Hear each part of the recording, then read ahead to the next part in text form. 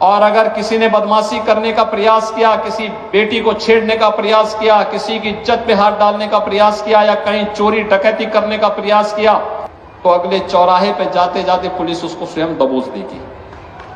भाग नहीं पाएगा, उसको पता ही नहीं लगेगा। लेकिन अगले चौराहे पर इससे पहले कि कुछ हो तब तक राम नाम सत्य है की बात सामने आ जाएगी। संत कबीर नगर जनपद में आने वाले समय में अपना मेडिकल कॉलेज हो, मैंने प्रशासन से पहले ही कह रखा है कि भाई यहां के लिए भी जमीन चिन्हित करिए, कहां यह बन सकता है। बस अड्डे के निर्माण की कार्रवाई को भी आगे बढ़ाया जा सके, जहां ये हो।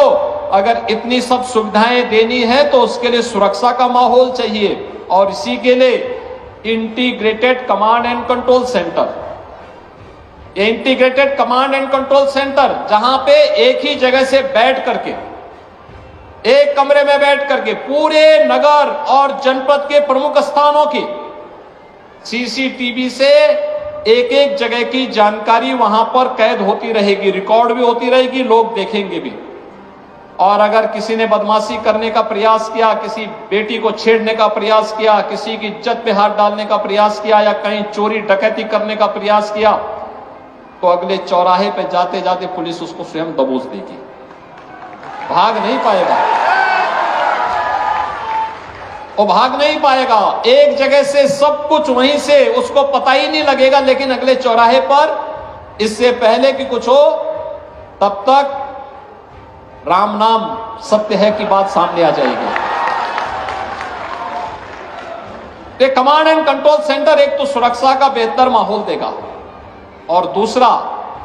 ट्रैफिक मैनेजमेंट के लिए, ट्रैफिक की व्यवस्था कहां पे जाम है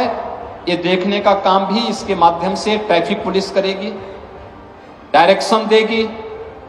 कहां पे पुलिस को लगना है, कैसे व्यवस्था होनी है, कहां जाम है यह देखने का भी एक अवसर मिलेगा। नगर पालिका परिषद स्वच्छता के कार्यक्रम की मॉनिटरिंग भी इस